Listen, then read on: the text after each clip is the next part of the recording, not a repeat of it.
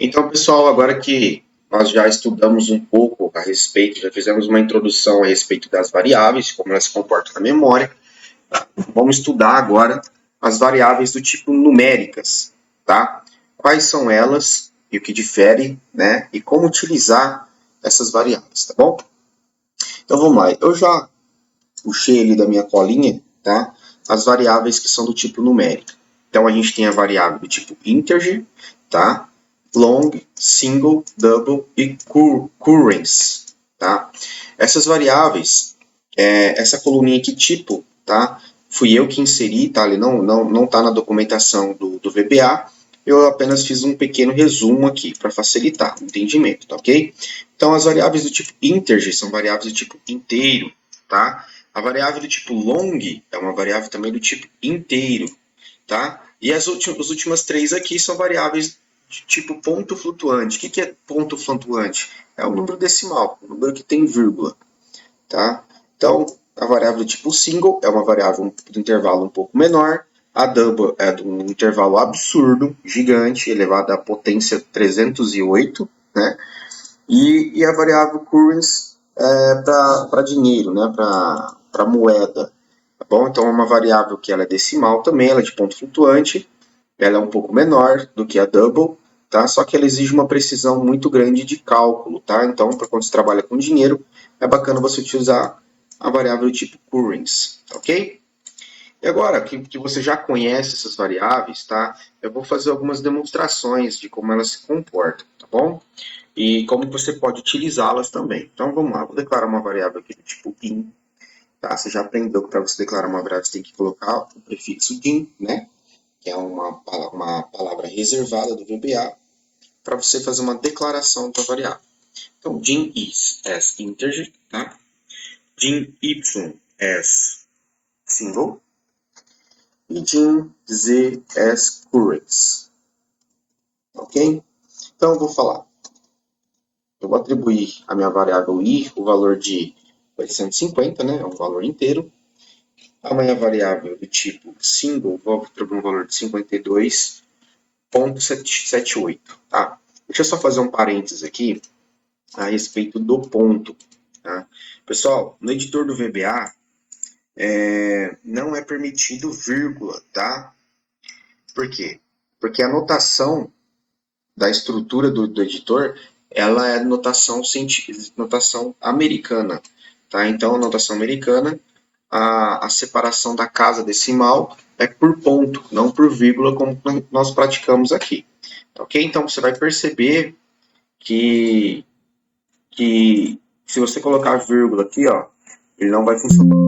Tá? Ele deu um erro lá, porque ele não entende que é um 52,78. Ele entende que é outra coisa.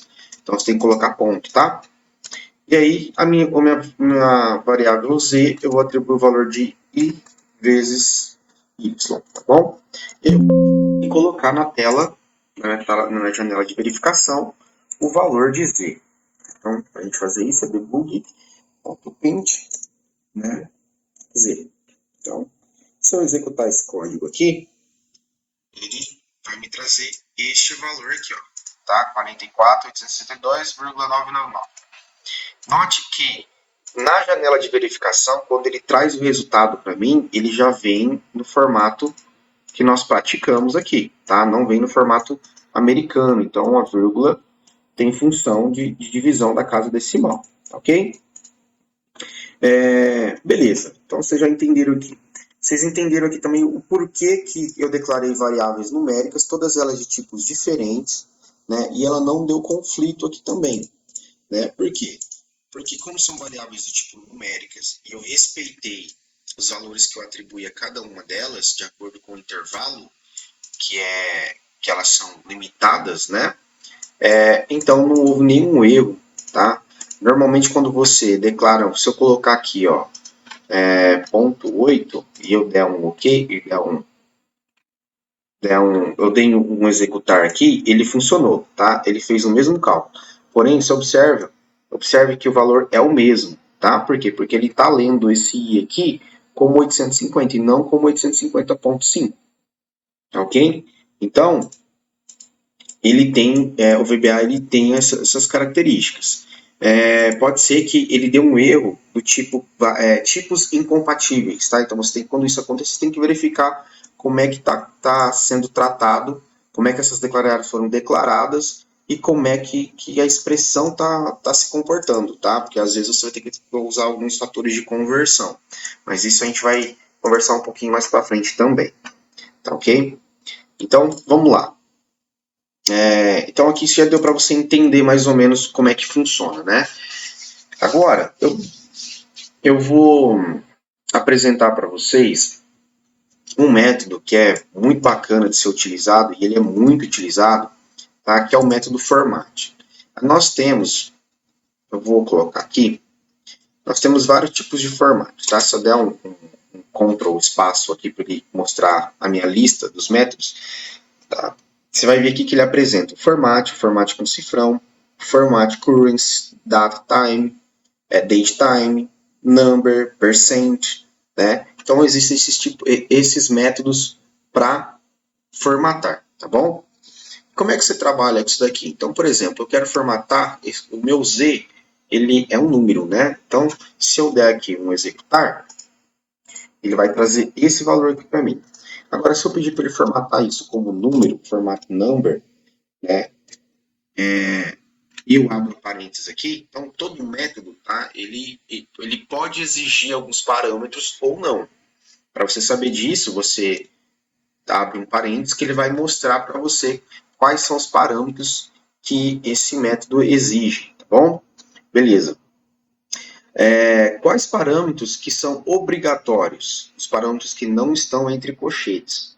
Todos aqueles parâmetros que têm colchetes, tá? Eles não são obrigatórios. Eu não tenho necessidade de informar o parâmetro, tá? Então, como é que a gente faz isso? A gente faz o seguinte, ó. O primeiro parâmetro que ele pediu para informar é a expressão. E você observe que ele não está entre colchetes, então ele é um parâmetro obrigatório. Se eu não informar, o método não vai funcionar. Tá? Então eu preciso dizer qual que é a minha expressão. Qual que é a expressão que eu estou querendo formatar? É justamente o meu resultado de Z. Tá? Então eu coloco o Z aqui. Se eu der uma vírgula, ele pula para o próximo parâmetro. Né? E aí ele pede número de dígitos depois da casa decimal. Né? Eu quero, aqui ele trouxe o valor para mim como em 3 casas decimais. Tá? Eu vou colocar que eu quero apenas uma casa decimal. Tá? E eu vou fechar o meu parênteses aqui. Tá? Note que se eu der vírgula aqui, ele vai pular para o próximo parênteses. Tá? Mas como eles não são obrigatórios, eu não tenho necessidade de ficar vírgula, vírgula até finalizar. Tá? Eu posso simplesmente parar onde eu quiser aqui. Tá? Fechei o parênteses, ele entendeu que os outros parâmetros não foram declarados, eles não são obrigatórios. Vamos lá. Vamos executar esse código aqui e vamos ver o resultado. Então, agora, eu pedi para formatar como número, né? Format number. Então, você já pode ver aqui que ele trouxe. Eu vou só... Não consigo jogar isso aqui para baixo. Mas você vê que ele trouxe um ponto para separar as casas do milésimo, né? E trouxe a vírgula para separar a casa decimal e trouxe apenas uma casa decimal. Tá? Então, esse format number ele funciona dessa maneira. Ele formata uma minha expressão de uma maneira que fica mais fácil de você ler. Ok? Então, esse é o format number. Agora, eu vou fazer um novo formato aqui.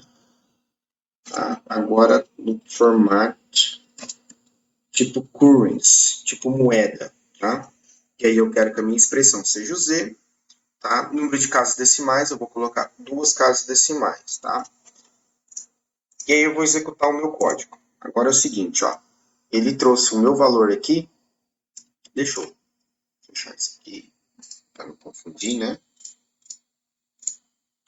Tá. Então agora ele trouxe o meu formato number com uma casa decimal e aqui embaixo ele formatou como moeda, no caso real aqui, tá? Então ele já trouxe o número aqui completinho, tá? Isso aqui é bem bacana para você exibir em relatórios, em text box que traz um resultado, por exemplo, de um cálculo, né? Então é bem bacana, se esse cálculo envolver dinheiro, você colocar para formatar o resultado dessa maneira aqui, tá ok? Beleza, vamos para o próximo formato. Então, debug.print format. Agora eu vou colocar aqui um formato %, tá? Eu vou colocar a expressão %, eu vou colocar em Y. Então, eu quero formatar o Y. Deixa eu dar aqui uma vírgula para os parâmetros casas decimais, vou colocar 2 casas também, tá? E aí eu vou apagar aqui para não confundir, né? E eu vou executar. Agora ele trouxe, né, os formatos que nós já tínhamos visto e trouxe a porcentagem aqui também. A porcentagem está em cima de 52,78, tá? Então ele multiplica por 100, né, e ele traz esse valor aqui, tá ok? Então esse é o do tipo por percent. E agora nós temos aqui também debug.print apenas o format, tá? Note que o format ele é um pouco diferente, né? Todos eles aqui a gente estava trabalhando com número. Aqui ele pede a expressão, tá? E o formato que eu quero, tá? Então, eu sugiro que vocês vão aqui, dão 2 cliques aqui, né? E aperta a tecla F1, tá? Ele vai abrir a documentação do PPA, função format, tá? E ele vai trazer aqui algumas características. Então, por exemplo, format. Você consegue, aqui, ó, por exemplo, tá? Você consegue informar a maneira como você quer formatar o seu dado, tá? Então, por exemplo, aqui, se eu colocar formato D, ele vai trazer um dia do mês, né? DD são 2 dias, então 01, formato que vai de 01 a 31, né? O W é o dia da semana, enfim, MMM exibe o nome completo do mês, tá? Então, é basicamente isso, tá? À medida que a gente for avançando no nosso estudo, provavelmente vou ter que utilizar esse método format. Pode ser que a gente retorne aqui essa documentação para conseguir formatar algum dado de alguma outra maneira, tá? Mas é bem bacana você ler isso daqui para você entender como é que funciona esse método format, tá? Quando a gente for trabalhar aqui agora com os tipos de dados, formato de data, date, tá? Eu vou mostrar um pouquinho mais a respeito desse método format aqui, como é que a gente pode usar ele, tá?